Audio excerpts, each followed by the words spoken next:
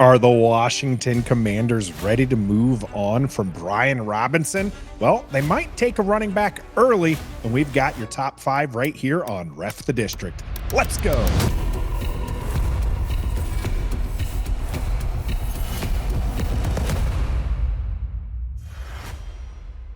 Greetings and salutations, and welcome to Ref the District. I'm Nathan Perry. That's the Stoner, and we got your top 5 non-number 1 running backs to take at 29. Although Washington might not be there, and maybe one of these players might not. A lot of these running backs might be there. In fact, it is a deep running back class, so there's some argument in not taking a running back at least early. I will say that everyone on the list has met with the Commanders, and running back is high on the fans list, Stoner, of things that they would like to see replaced. A dynamic running back to really boost this offense. Where do you stand? Why is it? Because, again, this comes to me similar to the wide receiver thing, not necessarily a need, and everybody always pushes the needs-based drafting on me. So why are we looking at running backs? If you've checked out any of our content up to this point, leading up to the draft, which I'm super excited about the draft coming up, it's been kind of a theme that we've talked about. There are certain needs that this team has, although they're not necessarily going to draft for need. But do they have a need at running back? You basically got 5 guys who are all coming back to this team. They're all on the last year of their deal. Brian Robinson is in the last year of his rookie deal. Austin Eckler is in the last year of his 2-year deal. Chris Rodriguez is on a 1-year deal. Jeremy McNichols is on a 1-year deal. And Michael Wiley is on a 1-year deal. And then you got a couple of guys who are practice squatters. So do they need a running back, Nathan? Sure. They need somebody in the future. But they've got 5 guys that they had last year that they're perfectly comfortable with going back into this season with in this year.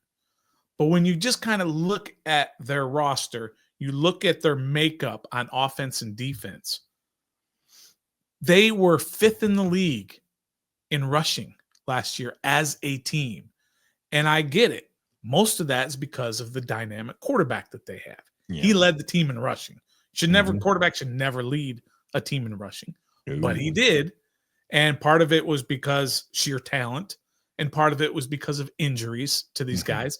And maybe part of it was because those guys who were there in the running back room are just not every down backs that you can just pound the ball to. Like when in Baltimore, when you have a Lamar Jackson and he can do some crazy things, but man, it's nice to give the ball to Derrick Henry and let him be the bell cow and tote it 30 times a game. So it's a really, man, it's kind of an up in the air. It's a sexy position that you'd want to go after, but I'm just not sure that this team really needs to spend this type of draft capital on a running back. Let's just say they stay put at their top 3 picks, 29, 61, 128 in the 4th round. Do you want to spend draft capital at a position that it wasn't necessarily a problem? It could be better, but is it a problem that you're going to spend this kind of draft capital? I think one of the other things on this one, the value of the running back has fallen quite a bit, and it's largely because the difference between a guy you can get in the early rounds and a guy you can get in the later rounds is marginal.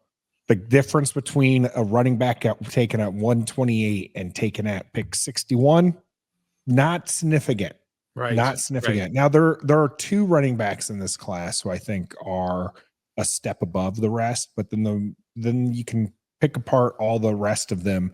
And one of the things I urge everybody who's taking a running back in their mock drafts is who are you replacing? Because if you're taking a running back in the first 2 rounds, either Brian Robinson's taking a seat or Austin Eckler's taking a seat.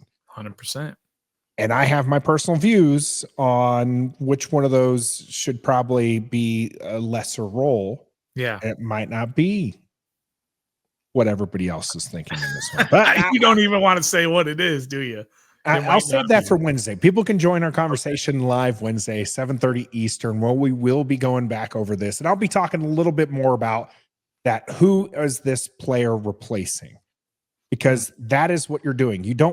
This isn't wide receivers where you're running all three. If you take a wide receiver with one of your early picks, you realistically could see that wide receiver see 50% of the snaps, right? Sure. And it's really not going to impact the rest of your roster because those are all wide receiver 3s to 7s that people are looking at on the roster right now. Mm-hmm. If you take a running back with one of these top 2 picks, then one of your current running back 1 or 2 is now running back 3. And look how often running back 3, non-injury related, saw the field. How many touches did Chris Rodriguez have if it was not injury related, as you just said? Not many. No. I mean, I would probably venture to guess, and this is a total guess, haven't looked at it. If it wasn't injury related, he touched the ball 10 times the entire season. All the other times was because the 2 guys ahead of him were hurt, and he had to play. And sure, you need that, but are you willing to spend draft capital, 29, whether you think that's a great pick or not? 29 is your draft capital. It's your best draft capital that you have in this draft. And are you going to spend that on a guy, like you said, who is going to either be running back 3, or is he going to replace one of those guys who are going to move down to running back 3, or just be cut off the team completely, which is a possibility for sure. I honestly see the cut being probably what ends up happening based off of a lot of these running backs. And one of the things I see when you're looking at the running backs, and again, going back to that positional value, a lot of the guys fit mold A, and I think a lot of fans really want mold B. Okay. A lot of people, when they're talking about a dynamic running back, they're talking about a home run hitter and everything like that. There's not a lot of running backs that are hitting that mold. I agree. I agree with you. A lot more that are hitting mold A. And that's not who they want, but that's who they're going to pick in the draft. There's one in particular. We'll get to him. And there's no doubt, Nathan, people kind of get a little upset that when you say that the running back position has been devalued over the years, and it seems to be kind of coming back a little, but it's not saying that they're not needed on a team, and it's not great to have that guy.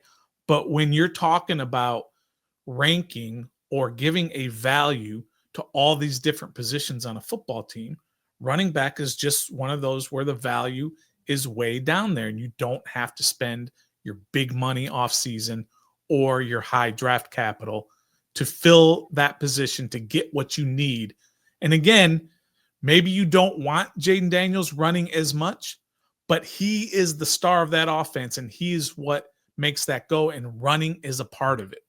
And you need him to at least be dynamic and a threat at running the ball. And so you don't necessarily need that guy in the running back position. My opinion. And I think kind of that's the way the Commanders look at it as well. I would be surprised, Nathan, if they took a running back in those first 3 picks that they have. 29, 61, 128. I would be surprised if they did that. Yeah, I do feel like this is an undrafted free agent. But that being said, there are some options at the top for Washington to take. Let's look at our top 5 here that would be available at pick 29 for Washington. Not saying all of them, like Quinshon Judkins here, quick sound pass blocker. He's coming in at number 5. Probably not going to be picked at 29. His average draft position right now is 44 to 68. That's where he's being picked up in most mock drafts. On the big board, it's looking around in the 60s. And here is our 5th running back. Ohio State running backs. We're going to list both of them. I'll just let you know that both of them are on this list. Especially because Judkins is actually as most people see, the lesser of the 2. But there's a lot to like with Judkins. Absolutely. I mean, he's 6 feet, 221. That's a big kid. Runs about a 4.4. What do I got? 4.48. And remember, he only had just this 1 year at Ohio State. He was a transfer from Ole Miss, where he was extremely productive, very talented running back. He set I guess he didn't set the freshman record, but the best rushing yards for a freshman running back since somebody you may have heard of called Herschel Walker. So he did something very impressive in the SEC in his freshman year, followed it up in his sophomore year with a very good year. And then this past year, where it was it was weird for him to transfer to a program that already has a star running back on the team, but he did, and he didn't necessarily fall off, just his numbers did because he didn't get the touches. But there's a lot to like about him. He is the style of running back. Somebody's going to draft him, and he's going to be an every down back for some team. But do I want him in Washington? And you're probably going to hear me say this 4 out of 5 times, Nathan. 4 out of 5 times you're going to hear me say this. He's Brian Robinson Jr. to me. Right? Is that not kind of what? No, he is. And honestly, most of the running backs, again, you're going to look at are that type A. Exactly. Yeah. They're going to be quality running backs. They might be productive. I'm not saying that Judkins or even Brian Robinson aren't productive. That's right. But these are the running backs that you can get in later rounds. Brian Robinson's a 3rd round back. Judkins here, I don't feel is worth, taking at 29. Yeah. I don't think he's worth taking at 58 either. 61. I don't know. I keep saying 58 because I want to double 29 because that's where it's stupid. 61. It's because we're trading back, and that might be one of the picks we end up with. That's true. Yeah, and I don't want to take him there either because again, the capital to me is not worth it. He's not worth spending that sort of draft pick on this position. If he was a little more special, then I might. But he just reminds me very much of Brian Robinson. Like I said, I'm going to say that a lot with these guys that we're going to talk about. Yeah, I think quality runner, not bad, just not really a vast improvement over what you have on the roster. And for that reason, it's a pass for me, but he ends up number 5 on the list. And there might be players that you would have liked over Judkins. And if they are, you make sure you hit us up in the chat. Here's one that our viewers constantly get excited about, him being available in the mock drafts that we did. A little less excitement coming from me, even though they think he's special. Cam Skattebo. Yeah. Slippery, experienced wide receiver. I just don't get as excited about Cam Skattebo as some of our viewers do. What about him to you is exciting? Well, I mean, he is very productive, and every time you watch him, I watched him quite a bit this past season, and he is just one of those guys who all he does is make plays. He's the guy that you can't take your eyes off on a football field because he just makes play after play. He knows how to break tackles. He does it out of the backfield, receiving the ball. He does it running. He picks up blocks. He does everything really well, but he's just not great at anything. Sure. He's another guy. He's going to be productive. He's going to be somebody's every down back, but I don't think Washington needs to spend draft capital on a guy like this. And I think he's going to be good for a couple of years. Here's a guy who's got a lot of wear and tear on him at the college level. And there are certain guys who can do that. And maybe he's one of them because he is strong and he is a well-built kind of guy. He's 5'10", 219 pounds at 5'10", but he runs a 4.65, okay, which is, I might be able to outrun Cam Skattebo. If you've seen my 40 time here on Ref the District, I might give him not even close. Not even close. But he's just not a breakaway type of guy. But he's going to be a guy. He's not going to put the ball on the ground. Let me rephrase that. I meant that about Judkins. He's the guy this guy does put the ball on the ground. Yeah. 10 fumbles in his 3 years. That's a lot. I mean, we know what fumbles can do to a football team. We saw it in the NFC Championship against the Eagles, what fumbles can do to you. So he's a guy I'm passing on at 29, 61, 128. I'm not taking Cam Skattebo. He's not special enough. He's going to be good in the NFL, but he's not special. I think that there is some special part of him, right? He just bounces off the tackles. He keeps fighting, and in that effort, I think, is why people gravitate towards him. Sure. But what I see is similar to wide receivers who have like the contested catch rate, or on defense, the edge rushers that are labeled high motor. Yeah. Right. Yeah. Those are ones, those scare me, because the fact that he's having to break these tackles and stuff, it wasn't a bad offensive line. It wasn't a scheme or anything like that. It's because he's not as athletically gifted as some of the other running backs that are out there. And he doesn't have breakaway speed, and he doesn't, he's elusive, and that could be fun. And I could see him especially being an experienced receiver, right? And being able to run those routes. He is one of the ones who likely takes Eckler's spot rather than taking Brian Robinson's spot. Yeah. A little bit more patient, trying to move through, but he's not the breakaway threat that fans are wanting, and me personally feel like would be the part that's missing from this offense. Yeah. And so to me, I just don't see him translating to the NFL as well as some of the others, because of the fact that he doesn't have the speed, and the NFL just gets so dang quick that, you're going to have, instead of the Pac-12 or 4 that was, that he was playing against, right? You're not going to play Utah linebackers in the NFL. Right. That's right. All right.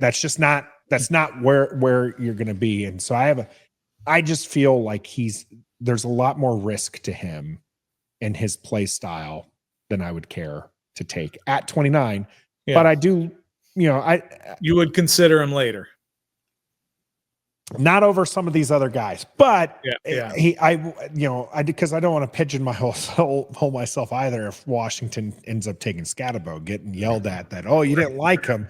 Right. I don't see his skill set translating as well, but I can see why you would take him. There's my fence sitting for it. I wouldn't take him. If you want my actual answer, I would not take him in the first or second round, which is where he's going to go.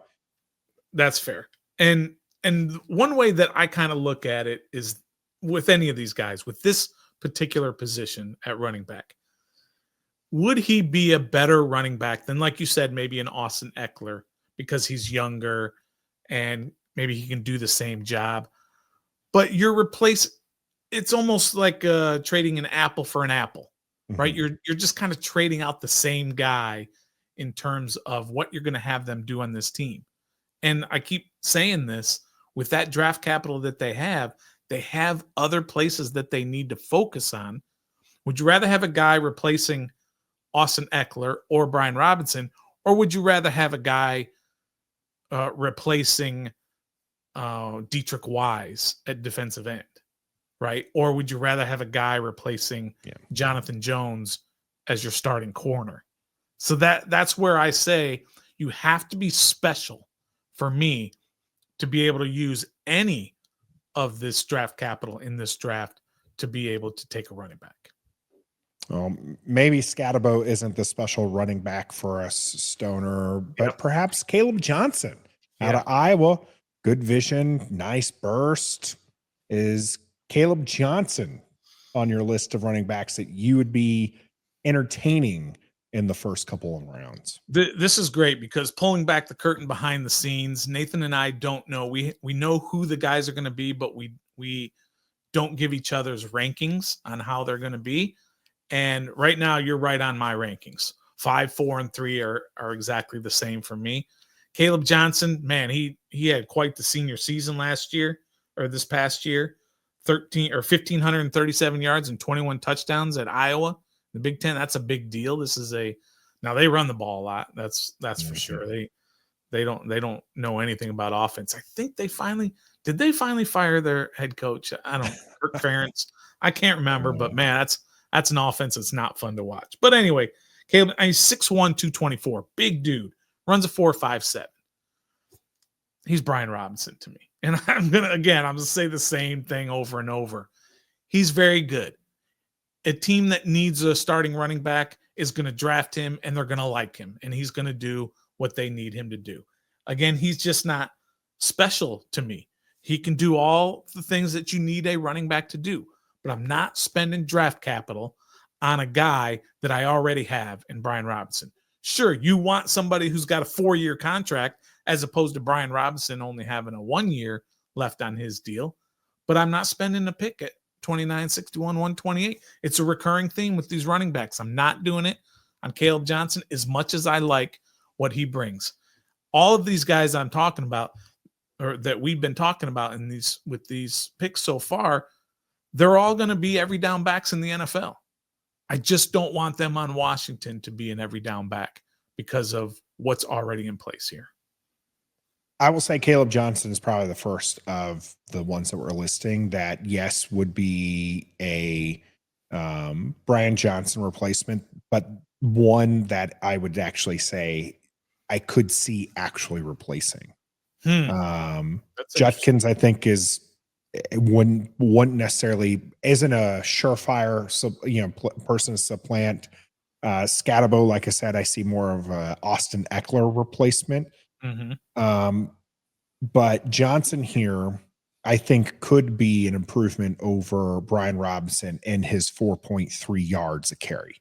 Okay. I think I see in Kaleb Johnson a little bit more ability to get there. And the difference between a 4.3 yards per carry and a 4.5 yards per carry might not seem like a lot, but over the course of the game, that could be a decent amount of yards, or that's an extra first down type situation.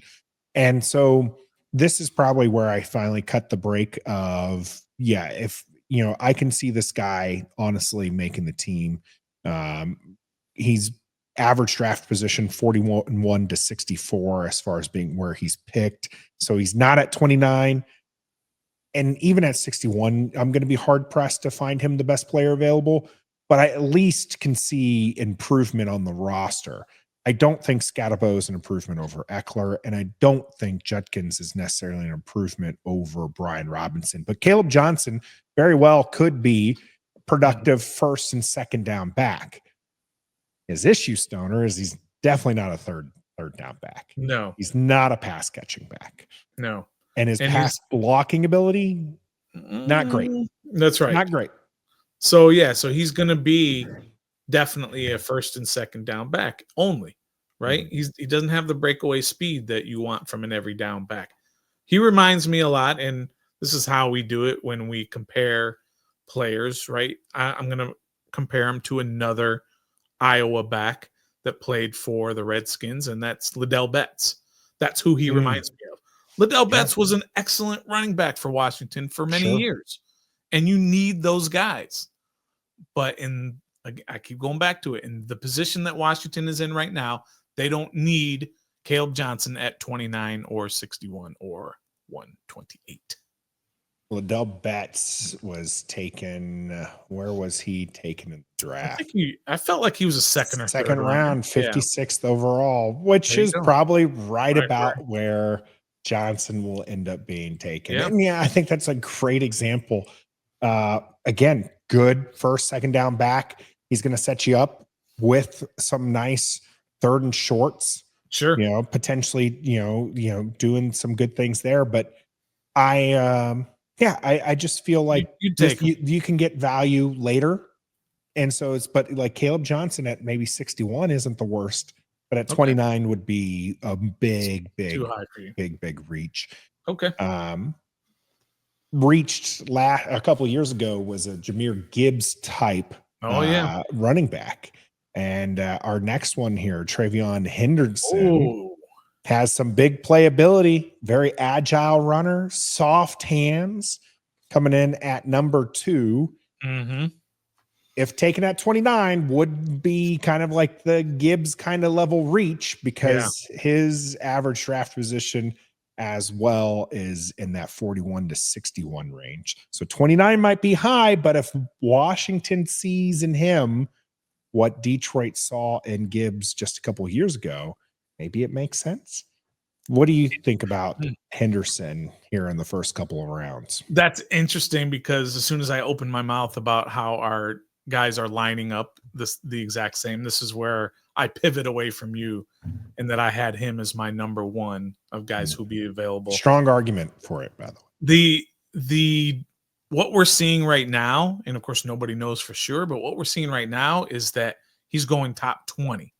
Now, all the way up until maybe the last 2 weeks, he has been in that range that you talked about. But now it seems like somebody wants to take him in the top 20. I like him a lot. TreVyon Henderson, for me, is a difference maker.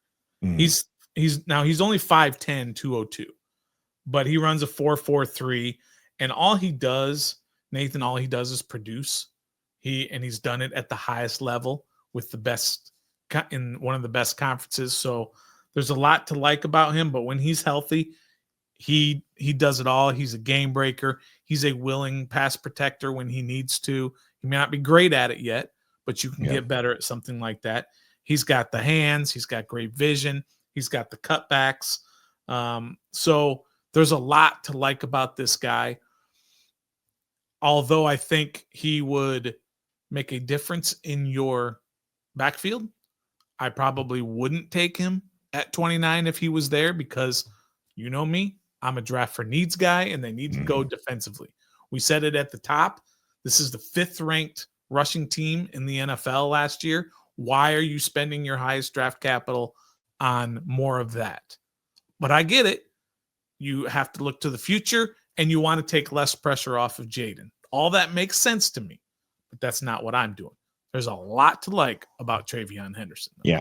I would be very excited over TreVyon Henderson. And at 61 would be over the moon because he likely would be. I'm not a draft for needs guy. I'm a best player available guy. And at 61, 29 or 61 for sure. If he's at 61, he very well could be the best player available. I could honestly see a strong argument for that at 61. At 29, I do feel like it would be a bit of a reach, but there is a lot of excitement to his game. And this is the only player on the list that I feel isn't a 1-for-1 replacement for the guys we have here. Okay. So he takes care of both of them. He's not a Brian Robinson, first and second down, kind of a bruiser type back. He's not a scat back and Austin Eckler where he's really third down, low usage. Now, I don't think Henderson's frame allows him to be an everyday down back or an every down back, but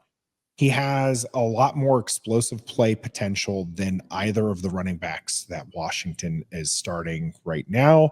And he plays differently than either of those two running backs. And so to me, there's not a 1-for-1 replacement. He's one that I feel would be dynamic enough that if Washington took, I'd be very excited about this. Oh, yeah. So go ahead, Stoner. I was just going to say that it's hard to look at everything that he's done and find any weaknesses in his game. There's not a lot of weaknesses in his game. So not a lot of usage either, by the way. Only 145 attempts in 16 games last year, 156 in 10 games the year before that, 106 in the 8 games of his freshman year. And low usage. Positive, yeah. Low usage backs are great. You want guys, especially a 22-year-old, to have low mileage because those legs are running and they're taking bruising and there's some, stuff on that. And so especially a guy at his size. Now, Stoner, I'm a best player available guy. And I set up my 5 through 1 here. My top 5s are always based on the average draft position, the big board, and everything like that. So Henderson's actually my guy too. Okay. But he's my guy. But he fell behind our number 1 here, Omarion Hampton, who's physical, NFL built, and the guy who actually may or may not be there at 29. Average draft positions 20 to 29, 25 on the big board, and not everybody's, but most people's second back taken off the board after one Genty from Boise State. So You're not as high on Omarion Hampton as those smart people in the NFL and the scouts and stuff. Right. Why not on Hampton? What is it about Hampton that you're not as high on him as someone like Henderson? This is gonna sound very childish, if you will. He doesn't pass the sniff test for me. I like him.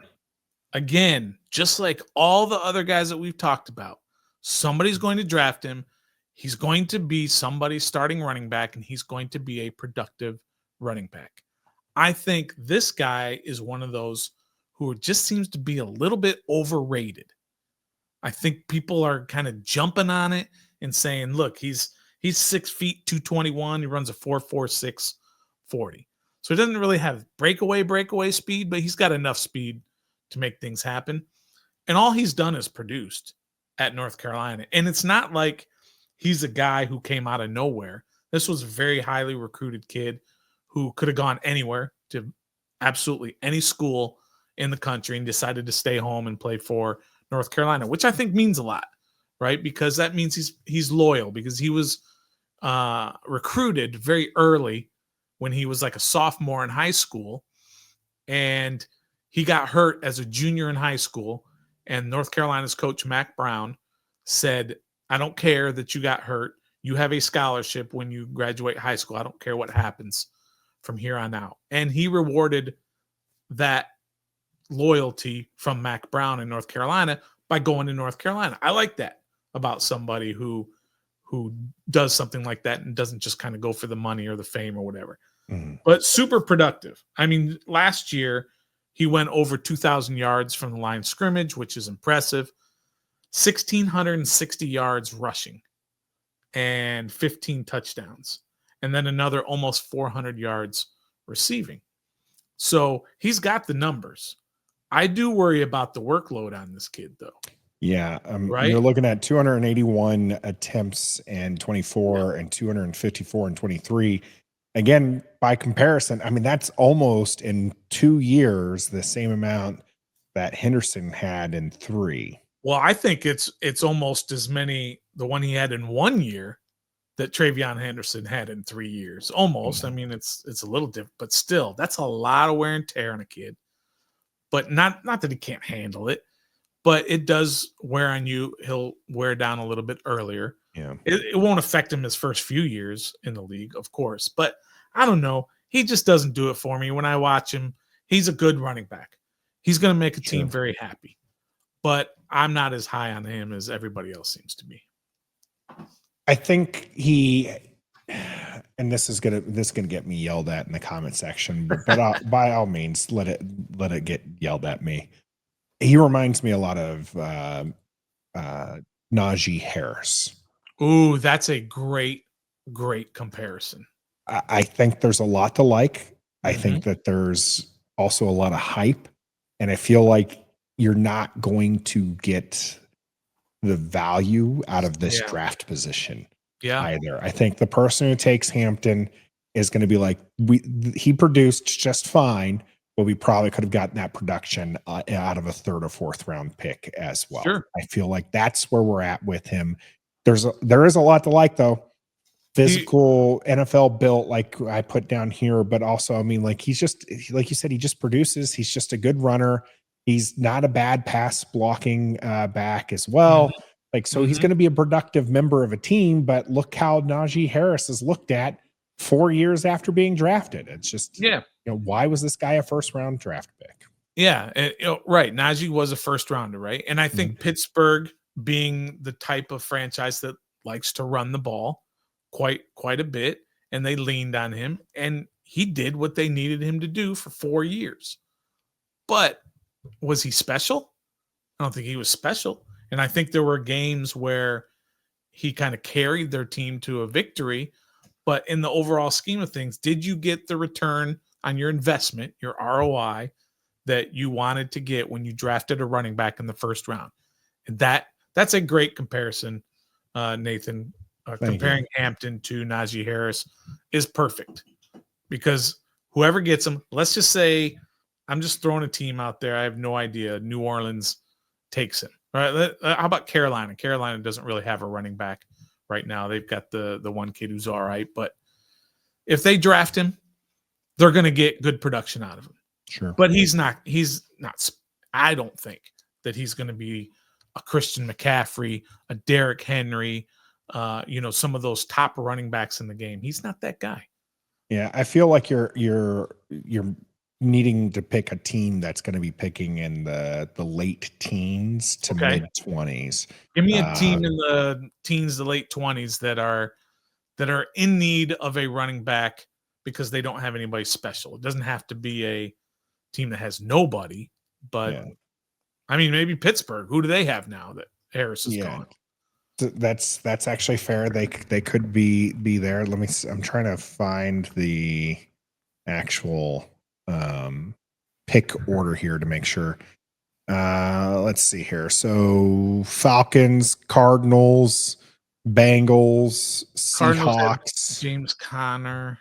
Seahawks got Kenneth Walker, but I mean, he's always hurt. Broncos are the ones who picked him in this mock draft that I just happened to randomly pull out. That's a good one. And he's going to do fine in Denver if they draft him. But is he going to be a special player that's going to help them advance further than they went last year? I don't see it. But a lot of people do. I don't. Yeah. Again, great running back.